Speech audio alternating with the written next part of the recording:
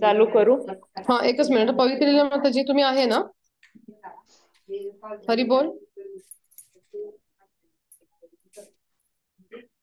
एक दोन मिनिटं थांबा माताजी. हो हो.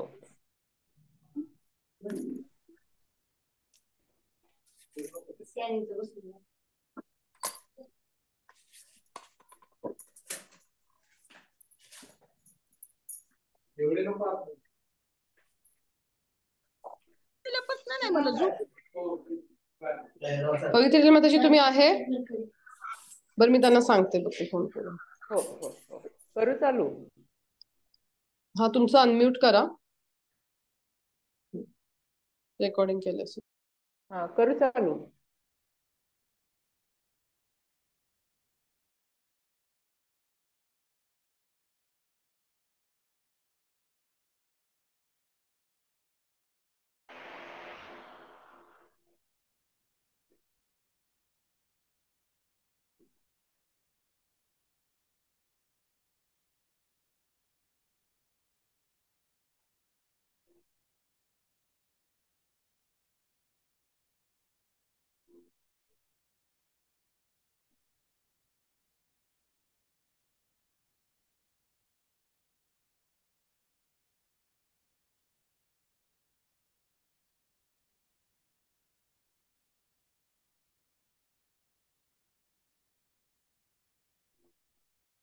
अनंगोपी, हरी बोल. अनंगोपी माताजी.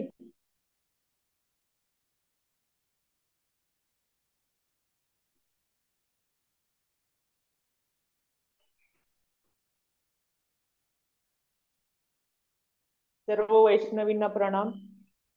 ओम ज्ञानतिमिरन्धस्य ज्ञानाञ्जनशलाकया चक्षुरुन्मीलितं येन तस्मै श्रीगुरुवे नमः.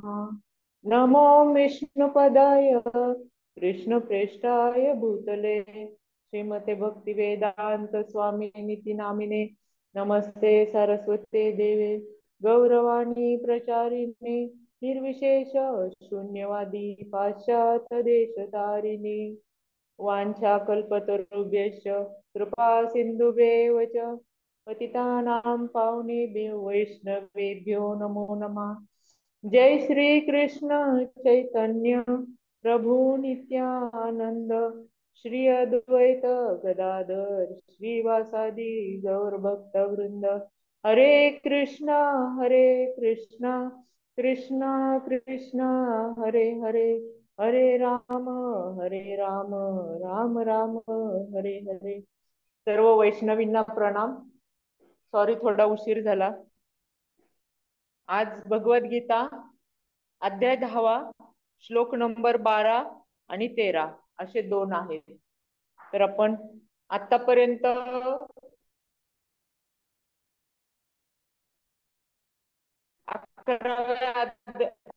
11व्या श्लोकापर्यंत पाहिलं की श्रीकृष्ण भगवान चतुश्लोक सार आलेले. त्या 4 श्लोकांमध्ये भगवद्गीतेचं संपूर्ण सार आलेलं आहे.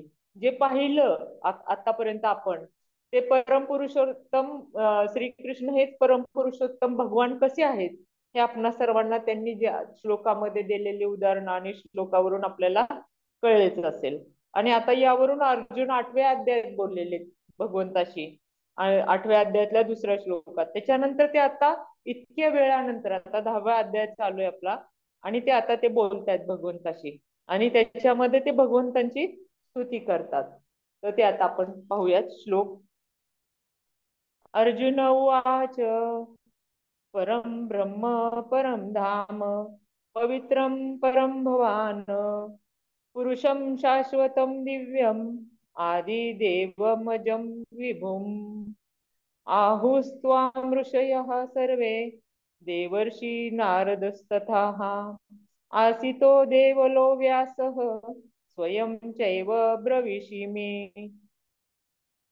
आता इथं अर्जुन आणि श्रीकृष्णांबद्दल अर्जुन सांगत आहेत की तुम्ही म्हणजे भगवान कसे परम म्हणजे सर्वश्रेष्ठ, परम म्हणजे सर्वश्रेष्ठ, आणि ब्रह्म म्हणजे सत्य, म्हणजे परम सत्य कसे आहेत किंवा परमधाम म्हणजे आधार, धाम म्हणजे आधार, म्हणजे सर्वश्रेष्ठ धाम किंवा आधार कसे आहेत.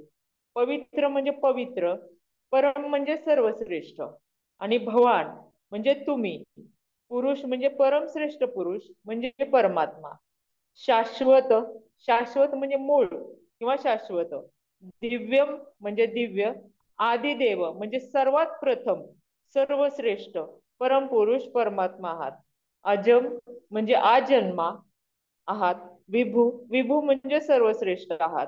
हे आपण आता सर्व अर्जुनाकडनं ऐकलं. की ऐकताना आपल्याला असं वाटतं की अर्जुन हे श्रीकृष्णांचे सखा असल्यामुळं त्यांनी त्यांची स्तुती करतात.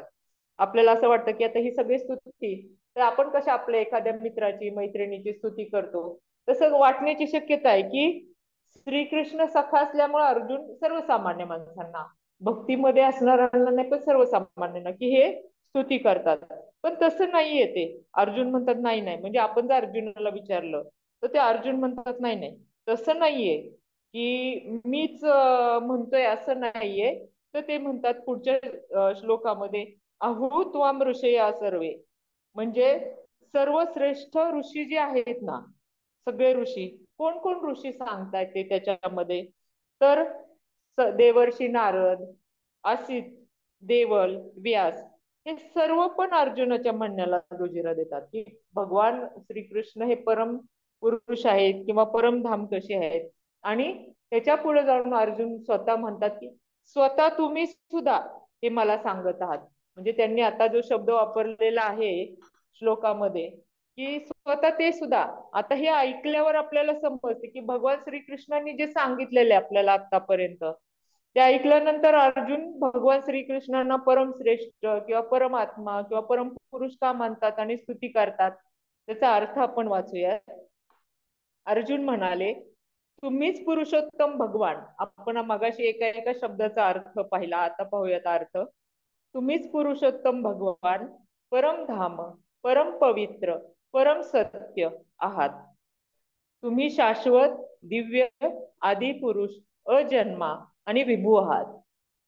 नारद, असित, देवल आणि व्यास यांसारख्या महर्षींनी तुमच्याबद्दल या सत्याला पुष्टी दिली आहे.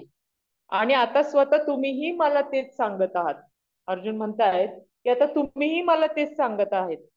भगवद्गीतेतून कसं असतं, भगवद्गीतेतून आपल्या मनाचे सर्व संशयाचं निराकरण होतं. ज्याप्रमाणे आता हे भगवद्गीता म्हणजे फक्त कुठला एक आपला अंधानुकरणाचा ग्रंथ नाहीये, तर भगवद्गीतेमध्ये ज्ञान आहे. आणि हे ज्ञान घेतल्याने आपल्या मनातल्या शंकांचं कुशंकांचं उत्तर मिळतं. असं मी जुनी लोक सुद्धा म्हणताना ऐकलेली आहेत, किंवा कोणी पण की बाबा तुम्हाला काय शंका आल्या तर गीतेचं कुठलंही असंच पान उघडा, तुमच्या शंकेचं उत्तर मिळेल, असं ऐकलेलं आहे. असं आहे बरोबर नाही माहिती मला, पण ज्ञान हे उत्तर मिळतं त्याच्यातून, कुठल्याही ज्ञानातून आपल्याला उत्तर मिळतं. आणि हेच सर्व अर्जुनाच्या बाबतीत झाले आहे. अर्जुनाला पण शंका होत्या, कुशंका होत्या, ते त्यांचं पण सर्व ज्ञान त्यांना जे मिळालेलं आहे ते भगवंतांनी सांगितल्यामुळं. आणि हे जे अर्जुनाच्या बाबतीत झाले आहे की भगवद्गीतेचा मतितार्थ कळला त्याला, आणि त्याच्यामुळे अर्जुन आता भगवान श्रीकृष्णांची स्तुती करत आहेत ह्याच्यामध्ये. आता कोण म्हणू शकतं की अर्जुन हे श्रीकृष्णांचे सख असल्यामुळे स्तुती करत आहेत, पण तसंही नाहीये की का म्हणून असं स्तुती करण्याचं काय कारण नाही, तसं नाहीये.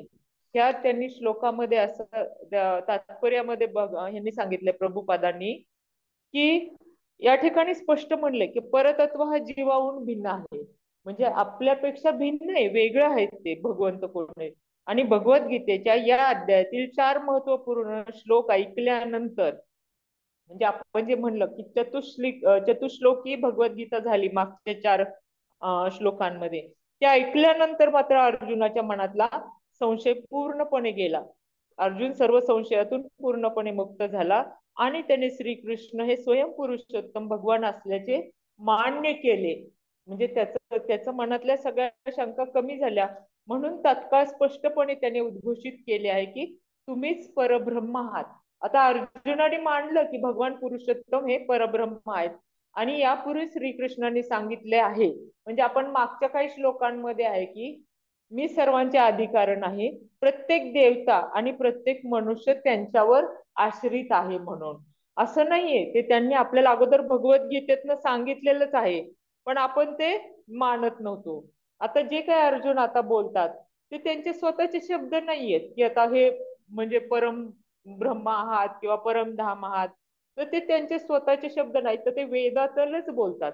अर्जुनाने पण कुठून तरी ज्ञान घेतलेलं आहे ना, तर हे ज्ञान कुठून आलं, तर वेदातनं. ह्या श्लोकांमध्येच आलेलं आहे त्याचं उत्तर, की वेदातलंच बोलतात. आणि त्याला वेद प्रमाण आहे, की कुठल्याही गोष्टीला, की ही जे मोठे म्हणतात ना लोक, ते असंच्या असं कोण बोलत नाही. म्हणजे प्रभुपाद या तात्पर्यातून सांगतात, की अर्जुनासारखी श्रेष्ठ व्यक्तिमत्व हे जेव्हा सांगतं, तेव्हा ते शास्त्राला धरून शास्त्र संमतच बोलत असतात. ती काय आपल्यासारखं करत नाही, काही पण उगीच बोललं असं काही होत नाही, की आपण काही करायचं आणि बोलायचं असं होत नाही त्यांच्याकडून. ही लोक जेव्हा जबाबदार व्यक्तिमत्व असतात, तर ती काहीतरी शास्त्रांचा आधार घेऊनच बोलत असतात. इथं म्हणूनच सांगितलेलं आहे, आपण आतापर्यंत इतके दिवस पाहिलं, की अज्ञानवश मनुष्य आणि देवतांना वाटते की आपण परिपूर्ण आहे आणि भगवंताहून स्वातंत्र्य आहोत. भक्ती केल्याने हे अज्ञान पूर्णपणे नाहीसे झाले. आपण हे मागच्या श्लोकात पाहिलेलं आहे. याचे स्पष्टीकरण या पूर्वीच्या श्लोकामध्ये भगवंतांनी केले आहे. आता त्यांच्या कृपेमुळेच अर्जुन त्यांचा परम सत्य म्हणून स्वीकार करीत आहेत, हे प्रभुपद सांगतात. आणि हे वेद संबंधच आहे, वेदांना धरूनच आहे, ते काय मनाने काही सांगत नाही. असं नाही की श्रीकृष्ण हे अर्जुनाचे मित्र असल्या कारणाने त्यांची खुशामत करण्यासाठी अर्जुन त्यांना परम सत्य भगवान म्हणून संबोधित करत आहे, असं नाहीये. या दोन श्लोकामध्ये अर्जुन जे काही म्हणत आहे ते ते वेद संमतच आहे. वेद स्पष्टपणे सांगतात की जो भगवत भक्ती करीत आहे केवळ तोच भगवंतांना जाणू शकतो. भक्तांव्यतिरिक्त इतर कोणीही भगवंतांना जाणू शकत नाही. अर्जुनाने या श्लोकात म्हणलेला प्रत्येक शब्दाला वेदांनी प्रमाणित केले आहे. म्हणजे इतकं ते शक्य आहे की सर्वसामान्य आता पुढे येईलच आपल्याला, की काही शिकणारे लोक असतात, तर ते नाही, त्यांना नाही काय कळत. म्हणजे परमधाम किंवा तुम्ही म्हणजे परमेश्वर, परमधाम, परब्रह्म आहात, हे असं कळतं की श्रीकृष्ण सर्वांमध्ये आहेत, आपल्या प्रत्येक जीवात. म्हणजे आपण म्हणतो ना, भगवंत सगळ्यांच्या मध्ये आहेत, मुंगीमध्ये पहा, हातीमध्ये पहा, आणखी कुठल्या प्राण्यांमध्ये भगवंत आहेत. व तसंच भगवान श्रीकृष्णांच्यातच सर्व काही आहे. म्हणजे त्यांच्यामध्ये सर्व, हे सगळी त्यांची सृष्टी, आपण त्यांच्यामध्येच आहोत, दोन्ही आहे. म्हणजे परमपुरुष भगवान जसे आहेत, तसंच आपण त्यांच्यामध्ये आहेत, ते आपल्यामध्ये आहेत, असं आहे ते. एकावर एक अवलंबून आहे. म्हणून सातव्या अध्यायात सांगितले भगवंतांनी, की मत्त परतरम अन्न अन्यम किंचित अस्ति धनंजय, मयी सर्व इदम प्रोक्तम सूत्रे मनी गणारीव. म्हणजे मीच सर्व काही आहे आणि माझ्यातच सर्व काही आहे आणि मीच सर्वांच्यात आहे. हे कसे कळणार? आपल्याला हे सर्वसामान्यांना कळत नाही, तर फारच अवघड आहे सर्वसामान्यांना. हा विचार आहे ना, हा विचारच अंत नसणार आहे. इथं आपण पोचूच शकत नाही, की कसं हे भगवंत सगळ्यात आपण भगवंतांच्यात आहे, हा विचारच कळू शकत नाही सर्वसामान्य व्यक्तिमत्वांना. म्हणजे ते अंत नसणार आहे. तर भक्तीमध्ये परिपूर्णता जेव्हा येते, तेव्हा भगवान श्रीकृष्ण आपल्याला हे सर्व त्यांच्या वतीनच कळतं. कारण की आपण त्यांचं स्मरण, चिंतन, मनन, जप जेव्हा करतो आणि भगवंतांच्या बद्दल ऐकतो, आणि ऐकून आणि वाचून घेतल्यावरच आपल्याला ह्याच्यातलं कळतं, म्हणजे काय भगवंत आहेत, त्याच्याशिवाय आपल्याला कळणार आहे. आपण पूर्वी असेच होतो, आता थोडं थोडं थोडं थोडं आता हे भगवद्गीतेचे रोजचे व्याख्यान चालू आहेत, रोजची विवेचन चालू आहेत आणि भागवत वाचतो, त्यामुळे आपल्याला ह्याच्यात दिलेले आहेत. तर ह्याच्यामध्ये एक शब्द आलाय स्मरण, दिलेलं आहे. ते कसं करायचं, स्मरण कसं करायचं भगवंतांचे, तर नवविधा भक्तींमध्ये ते आपण ऐकायचं. भगवंतांच्या बद्दल आज आपण दररोज ऐकतो भगवद्गीतेमध्ये, वाचून भगवद्गीता वाचतो. आणि म्हणून ही नवविधा भक्तीचे म्हणजे कीर्तन स्मरण आणि विष्णू स्मरण जेव्हा असं आपण म्हणतो, जप करायचा त्यांच्या नावाचा, म्हणजेच कीर्तन करायचं. आणि त्याच्या मधूनच आपल्याला मग भगवंत काय आहेत ते कळतं. आता त्यांनी इथं उदाहरण पण दिलेलं आहे की केन उपनिषदात म्हटलंय की परब्रह्म हे प्रत्येक गोष्टीचे आश्रयस्थान आहेत. भगवंत हे प्रत्येक गोष्टीचे आश्रयस्थान आहेत. श्रीकृष्णाने पूर्वी स्पष्ट केले की सर्व काही माझ्यावरच आश्रित आहे. मुंडक उपनिषदात पण म्हटले की जे निरंतर भगवंतांचे चिंतन करीत असतात केवळ त्यांनाच सर्वांचे आधार असणाऱ्या भगवंतांची अनुभूती होऊ शकते. म्हणून मी म्हणलं सर्वसामान्यांना नाही होत, हे जे त्याच्यामध्ये आहेत त्यांनाच होऊ शकतो. श्रीकृष्णांचे निरंतर चिंतन करणाऱ्याला स्मरण असे म्हटले जाते. आणि नवविधा भक्तीमध्ये स्मरण ही क्रिया आहे. कृष्ण भक्तीमुळे मनुष्य आपली स्वरूप स्थिती जाणून या भौतिक देहातून मुक्त होऊ शकतो. पुढे आहे की वेदांमध्ये भगवंतांना परम पवित्र म्हणून संबोधण्यात आले आहे. जो श्रीकृष्णांना परम पवित्र म्हणून जाणतो तो सर्व पापातून शुद्ध होतो. म्हणजे आपली कधी आपण भगवंतांना जाणू शकतो तर त्यांच्याबद्दल ऐकल्यावर, त्यांच्याबद्दल नामस्मरण केल्यावर मग ते आपल्या पापाची कमी कमी होत जाते. म्हणून ते असं म्हटलंय की आपण जेव्हा सतत करत असतो तेव्हा त्याची आपल्या पापातून मुक्ती शुद्धी होते. जोपर्यंत मनुष्य भगवंतांना शरण जात नाही तोपर्यंत तो पाप कर्मांच्या दोषापासून मुक्त होऊ शकत नाही. म्हणजे असं म्हणतात की आता कुठं लगेच भगवंतांना आपण म्हणलं की नाही नाही माझे पाप कर्म मुक्त कर आणि कुठं गेलो काही पवित्र तीर्थांना किंवा उपवास केले तर तशी होत नाही मुक्ती. नुसतं म्हणण्याने म्हणजे हे झाल्या वरवरच्या गोष्टी. वरवरच्या गोष्टी केल्याने मुक्ती होत नाही, तर त्याला मनापासून भगवंतांना शरण जावं लागतं. तर ते तरच आपल्या पापकर्मांचा आपण क्षय होतो. अर्जुनाने श्रीकृष्णांचा परम पवित्र म्हणून स्वीकार करणे हे वेदांशी सुसंगत आहे याची पुष्टी देवर्षी नारद सारख्या महर्षींनी दिलेली आहे. म्हणजे नारदांनी सुद्धा ह्याला पुष्टी दिली आहे की नाही भगवंत हे परमपुरुष भगवंत आहेत. हे फक्त अर्जुन एकटेच म्हणतात असं नाही. आणि अर्जुन म्हणतात की तुम्ही शुद्धाती शुद्ध आहात, पवित्र आहात ना. तसं जर असेल तर भगवंत भगवंत हे शुद्धाती शुद्ध एकदम पवित्र आहेत. त्यांच्यामध्ये बिलकुल अशुद्धपणाचा मागमूसही नसतो. म्हणजे असं कुठे थेंब सुद्धा नसतो त्यांच्यामध्ये अशुद्धपणाचा. आणि त्या शुद्धाती शुद्ध आणि पवित्र हे पण फार महत्वाचं आहे. त्यात शुद्ध अतिशुद्ध जे म्हटलेले आहे त्यात श्रीकृष्णांशी निगडीत जप सेवा तप करणाऱ्यांना माणसांची सुद्धा शुद्धी होत असते. म्हणजे आपण एखाद्याच्या म्हणणं नाही का संगतीत आलो की आपल्यामध्ये पण सुधारणा होते. कुसंगतीचा परिणाम असं जसं म्हणतो की कुसंगतीचा परिणाम म्हणून तो वाया गेला, तसं सुसंगतीचा परिणाम म्हणून पण आपल्यामध्ये शुद्धी होत असते. आपल्याला ती इतक्या पटकन जाणवणार नाही कारण ती सूक्ष्म स्तरावर होत जात असते. इतक्या पटकन आपल्याला आपण अपेक्षा करतो की मला लगेच फरक पडला पाहिजे, असं नाही. यात काय पण आपण नावाच्या कोणाच्या श्रीकृष्णाच्या नावाच्या संपर्कात जर आलो तर आपली पण शुद्धी होत जाते. म्हणून नामस्मरण आणि कसं लक्ष देऊन करायला सांगितलेलं आहे नामस्मरण. आपण फक्त काय करतो की करायचं म्हणून करतो, आपलं लक्ष नसतं त्याच्याकडे. बऱ्याचदा आपल्याकडून सर्वांच्याकडून होतं, कधी कधी आपल्याला वेळ नसतो. पण शास्त्रांमध्ये सांगितलंय नाम आणि नामी हे दोन्ही वेगळे नाहीयेत, एकच आहेत. नाम आणि नामी हे दोन्ही एक. म्हणजे श्रीकृष्णांचं नाव आणि श्रीकृष्ण हे दोन्हीच आहेत. म्हणून त्यांचं आपण नाम जेव्हा घेत असतो स्मरण करत असतो म्हणजे आपण श्रीकृष्णांनाच त्या ठिकाणी पूजन करत असतो, हे आपण लक्षात घेतलं पाहिजे.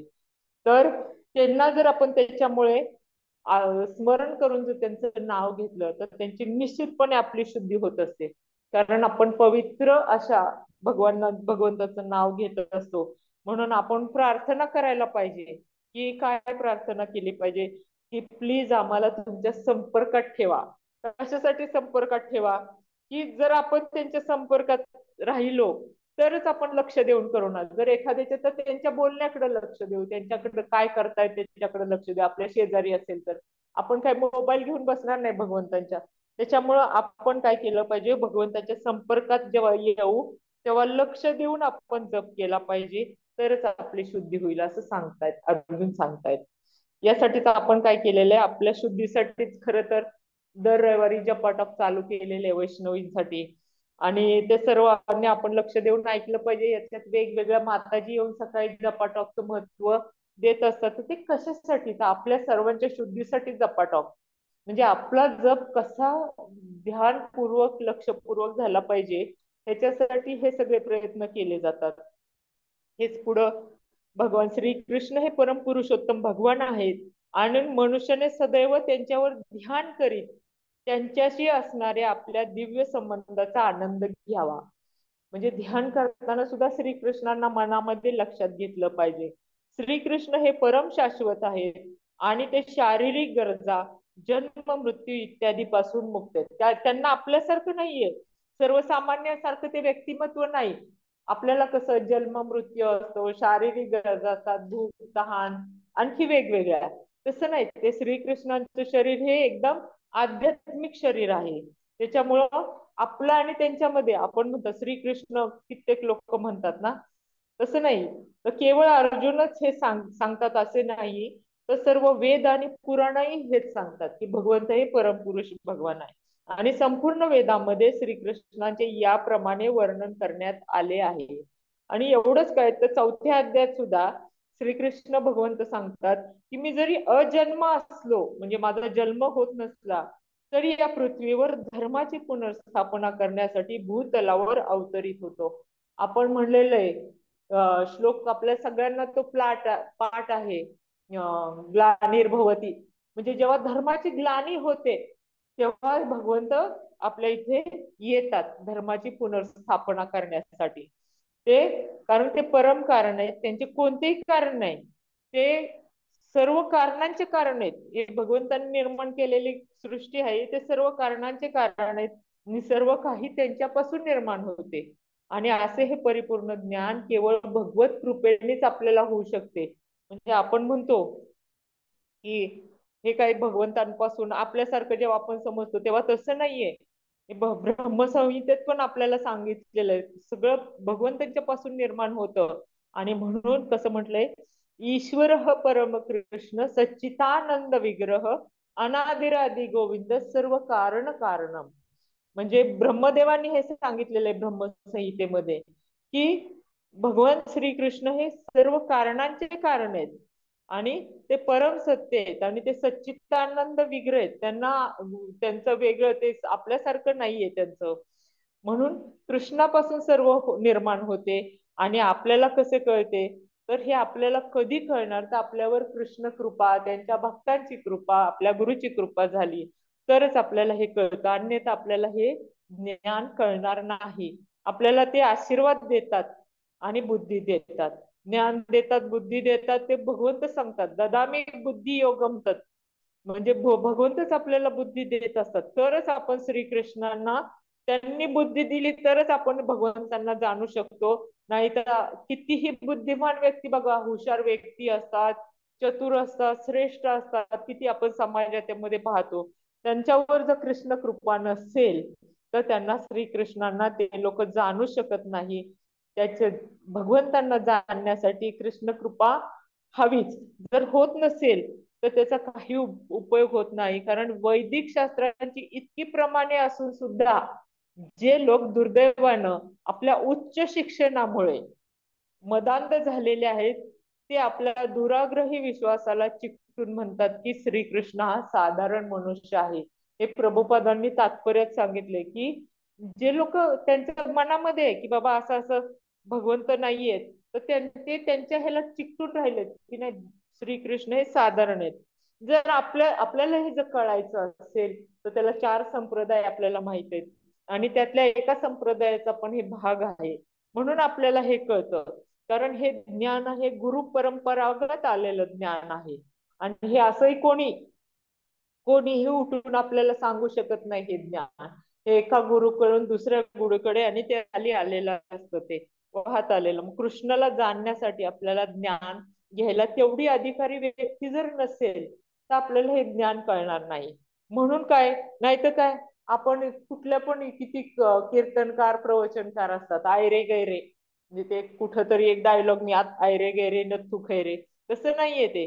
कोणाकडूनही आपण भगवद्गीता समजू किंवा शिकू शकत नाही. त्याच्यासाठी काय पाहिजे, तर भगवंत हे श्रीकृष्ण सर्वश्रेष्ठ आहेत, जे ऋषींनी सुद्धा आपल्याला सांगितलेलं आहे.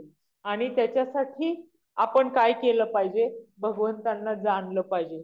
म्हणून तर एकनाथ महाराज सुद्धा म्हणतात, कर जोडून विनवितो तुम्हा. आपल्याला एकनाथ महाराज तुम्ही वासुदेव वासुदेव म्हणा. आपल्याला ते विनंती करतात, कर जोडून विनवितो तुम्हा, तुम्ही वासुदेव वासुदेव म्हणा. नको गुंतू विषय कामा. आपल्या विषयाचे आपल्याला अनेक अनेक विषय असतात. नको गुंतू विषय कामा, तुम्ही आठवा मधुसूदना. मधु दैत्याला मारलेल्या म्हणजे आपल्यातल्या सुद्धा जे काही विषय आहेत त्यांचा जरा नाश केला पाहिजे मधु दैत्यासारखा. त्याच्यासाठी नको गुंतू विषय कामा, तुम्ही आठवा मधुसूदना. कारण कारण नरदेह दुर्लभ जाना, शतवर्षाची गणना. आपल्याला हा नरदेह कित्येक जन्मानंतर मिळाला. आपल्याला माहिती नाही आपला मागचा जन्म काय होता, आपला पुढचा जन्म काय आहे आणि कसा आहे, आणि आपण किती योनींमधनं फिरलेलं आपल्याला माहित नाही. आत्ता आत्ता आत्ता वर्तमान काळात काय आहे, आपण नरदेहामध्ये जन्म घेतलेला आहे. आणि नरदेहाची गणना किती 100 वर्ष जगतात. आता ते सुद्धा आयुकाम कमी झालेले आहे. प्रत्येकाची आयु मर्यादा कमी झालेली आहे. माणसाची 70 वर्षापर्यंत आलेली आहे. पण हे एकनाथांनी त्या काळी सांगितलेलं आहे. त्यामध्ये दुःख आणि यातना, प्रत्येकाला दुःख आहे तो, असं दुःख नसणार कोणी नाही. त्यामध्ये दुःख आणि यातना तुम्ही आठवा मधुसूदना.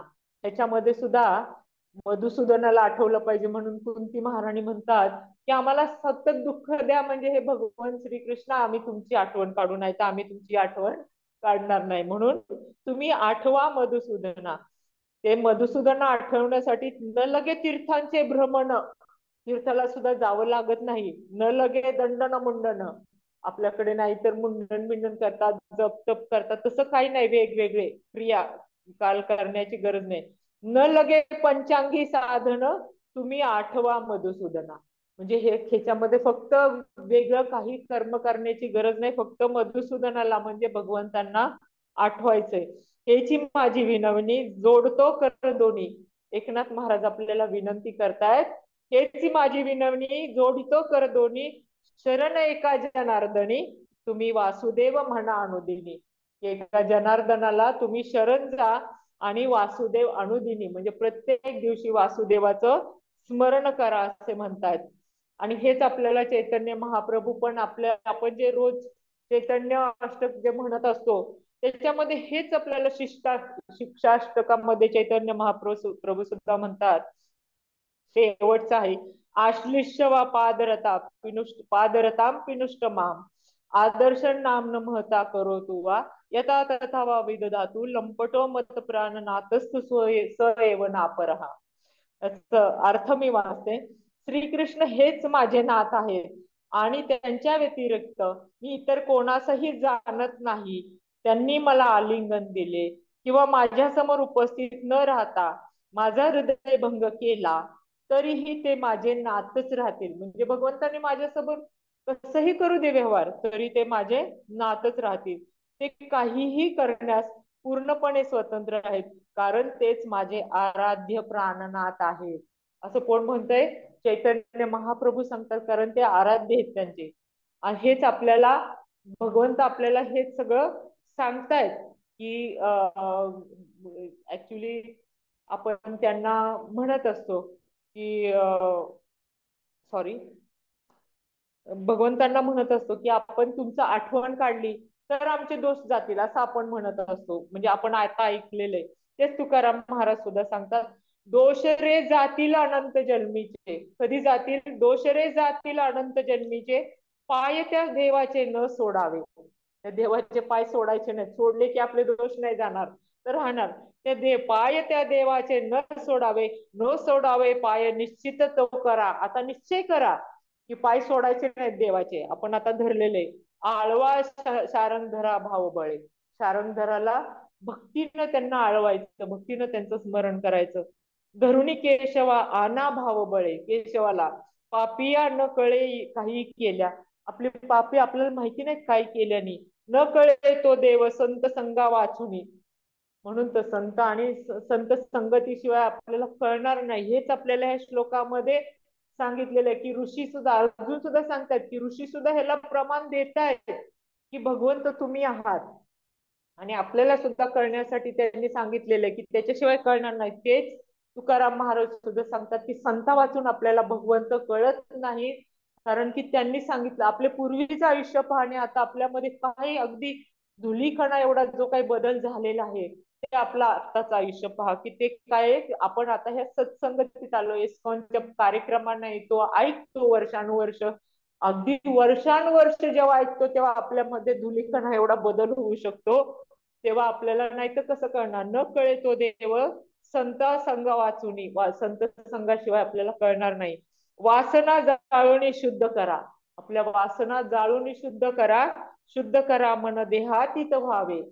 देहातीत व्हावे म्हणजे ह्या देहात आहेच आपण, पण इतकं त्याच्यावरती स्मरण करायचं की आपण या देहात आहे का नाही हे आपल्याला जाणवलं नाही पाहिजे. वस्तूस ओळखावे तुका म्हणे. म्हणून तर तुकाराम महाराज म्हणतात की हे कुणी सांगितलेलं आहे, की तुकाराम हे सगळं शास्त्राने सांगितलेलं आहे. जे सांगितलं तेच आपण करायला पाहिजे का आपण कुठल्या तरी लोकांचं ऐकून करायचं, कुठेतरी चार गोष्टी सांगणाऱ्या, स्वतःला विद्वान म्हणवणाऱ्या अशा लोकांचं ऐकून नाही, तर हे शास्त्र प्रमाण जे आपल्याला सांगतात साधू संघ, आपले गुरु, गुरु परंपरा, आपण जे वाचतो भगवद्गीता त्यांचं आपण ऐकावं, न की आपल्या डोक्याने चालावं. म्हणून तर ज्ञानदेवांनी सुद्धा म्हटलेलं आहे, वेदशास्त्र पुराण श्रुतीचे वचन. त्याला कुठला हे आहे, संदर्भ आहे तर वेदशास्त्र पुराण.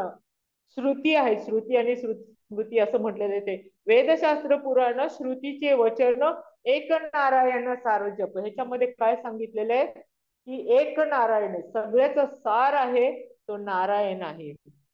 म्हणून काय करायचं, ज्ञानदेव सांगतात हरिपाठी गेले ते निवांत चिठेले. म्हणून काय झालं, त्या हरीच्या मागे लागायचं, आपण हरीचे पाय सोडायचे नाही.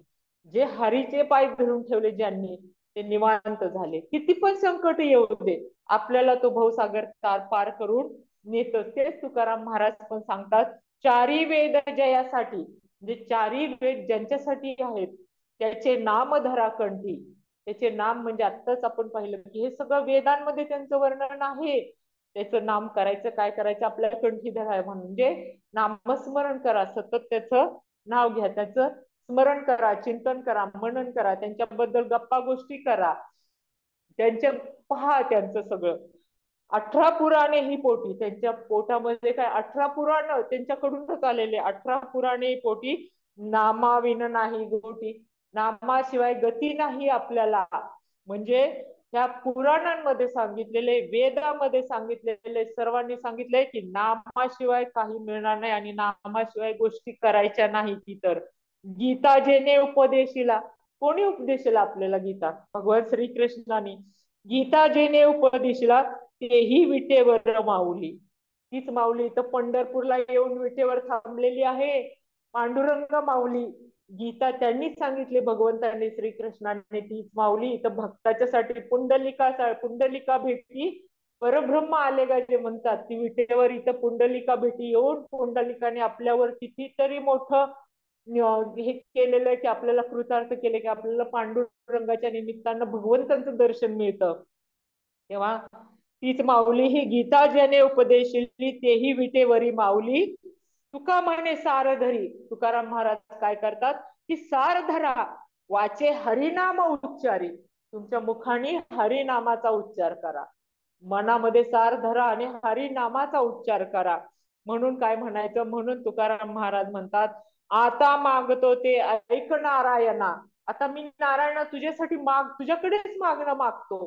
काय की भावपूर्वक मनापासून असू दे मोकळी जीवा माझी. मी भावपूर्वक आणि मनापासून काय म्हणते की माझी जीवा मोकळी का असू दे मोकळी जीवा. जरी गाईल गुण कोणाचे, भगवंताचे गुण गाईल. आपली जीवा मोकळी का ठेवा, बाकी तिच्यावरती काही आणू नका. ते भगवंताचे गुण गाण्यासाठीच, गोष्टी करण्यासाठी तिला मोकळी ठेवा. त्याच्यामुळे काय होईल, त्यामुळं जाळी महाकर्मे, आपली काही जी मागची असतील कर्मे, कित्येक जन्माची फुट काय असते ती जळून जातील. दावी निजसुख वर्मे, आपल्याला निजसुख दावील. आपल्या ज्या ह्याच्यामध्ये आपल्याला पुढचा मार्ग, आपण जे म्हणतो की आपल्याला भगवंतांच्याकडे जायचे, ते आपल्याला हे नाम आपल्याला दाखवेल. कारण कारण आपल्याला जर देवाचं बळ जर नसेल, कारण पाठी देवाचे हे बळ मग लाभे हाती काळ. जर पाठी देवाचं बळ असेल तर आपल्या हातात काळ लागतो. काळ पण आपल्याला काही करू शकत नाही. किती आपण जर चोखा महाराजांचं ऐकलं तर त्यांना इतकं छळलं, त्यांना ओढत नेलं घोड्यावरून, असं कित्येक मैल त्यांना ओढत नेलं, त्यांना किती जखमा झाल्या, पण त्यांनी फक्त एक विठोबाचं नाम मनामध्ये स्मरलं. त्याच्यामुळं आता त्यांचं तिथं अंतही झाल्यानंतर भिंत त्यांच्या अंगावर पडून वगैरे असं ऐकण्यात किंवा वाचण्यात आहे. म्हणून पाठी देवाचे हे बळ, मग लाभे हाती काळ, तुका म्हणे देव जास्ती सहाय्य. देव ज्यांना सहाय्य करतो त्याने केले सर्व हेच. म्हणजे हे देव ज्यांना सहाय्य केलं, ज्यांना ज्यांना सहाय्य केलेलं आहे, आपण जी जी गजान ऐरावताचं उदाहरण घेतो, जी भागवतामध्ये वेगवेगळी उदाहरणं वाचतो, जनाबाई, तुकाराम महाराज, नामदेव, चोखामेळा, गोरा कुंभार, कितीतरी संतांची उदाहरणं आहेत. मुक्ताई, ज्ञानदेव, निवृत्तीनाथ सोपान, कितीतरी उदाहरणं आहेत की ज्यांनी ज्यांनी हे केलेलं आहे, ज्यांनी ज्यांनी देवांचं नाव घेतलं त्यांना त्यांना भगवंतांनी त्यांचं तारलं त्यांचं आयुष्य. तुका म्हणे स्वामी सत्ता, ही स्वामींची सत्ता आहे, हे भगवंताची सत्ता आहे. तुका म्हणे स्वामी सत्ता, मग नाही भय चिंता, मग आपल्याला कोणाचं भय नाही आणि चिंता नाही, आपण त्याच्यावरती सोडून मोकळं व्हायचं. म्हणून तर आपल्याला काय केलं पाहिजे की एवढं आपल्याला संत सांगतायत, आपले गुरु सांगतायत, साधू सांगतायत, तर म्हणून तर आपण काय एक खूप सुंदर भजन म्हणले पंडित भीमचंद जोशींनी म्हणलेले, मला काही येणार नाही, पण आपण नामदेवांचं ते आहे म्हणून तर आपण म्हणूयात, देव विठ्ठल क्षेत्र विठ्ठल, मा देव तीर्थ विठ्ठल क्षेत्र विठ्ठल, देव विठ्ठल देव पूजा विठ्ठल, माता विठ्ठल पिता विठ्ठल, बंधू विठ्ठल गोत्र विठ्ठल, गुरु विठ्ठल गुरुदेवता विठ्ठल, विठ्ठल विठ्ठल विठ्ठल विठ्ठल. जय हरी विठ्ठल. प्रणाम माताजी. हे मला जेवढं काही सांगता आलं तेवढं मी या 2 श्लोकांच्या मधून आपल्यापर्यंत, आपल्या चरणापर्यंत मी प्रयत्न केला.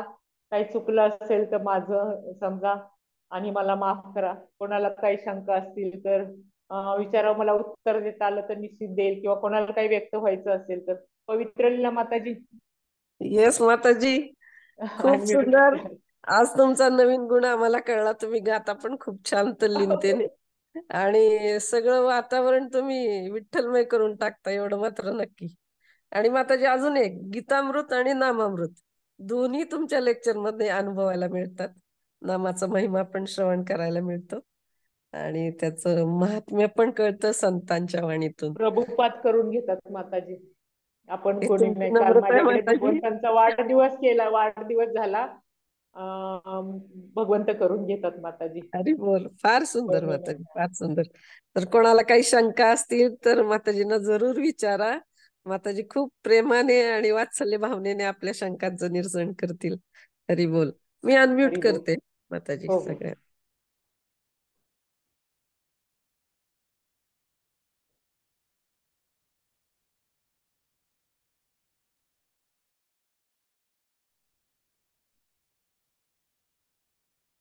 कोणीतरी बघेल का अनम्यूट झालंय का? प्रतिभा, अलका.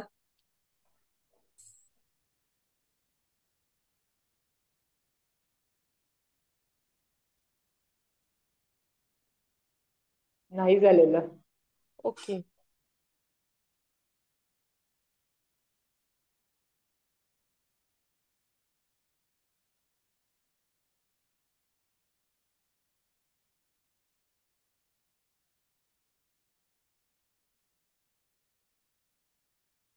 राहू देत माताजी, नाही नाही, नसाव्यात कोणाला. माताजी एकच मिनिट माताजी, एक मिनिट.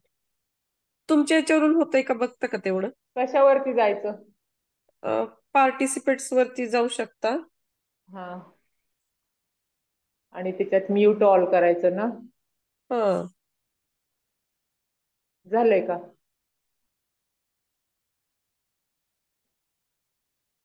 झालंय का? हरे कृष्ण. माझं फक्त होतोय माताजी, होत नाहीये. अनंगरूपी माताजींना बघू का विचार? राहू दे, आता काय त्या कुठं आहेत माहिती नाही ना. Okay okay. तर खूप छान लेक्चर झालं माताजी, थँक्यू सो मच. धन्यवाद धन्यवाद. खूप सुंदर खूप सुंदर. झालं का आता बघा बरं? हा. हा, झालं असेल. हरी बोल, झालं का? प्रतिभा सगळे लिव्ह झालेत. राहू दे नाही होते माताजी. राहू दे राहू दे, थांबूयात. ओके. धन्यवाद सर्वांना. उद्या परत सर्वांनी जॉईन व्हा. धन्यवाद.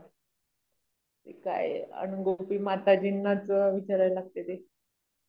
हो चालेल, एंड करता येईल. हा, एंड करा मग.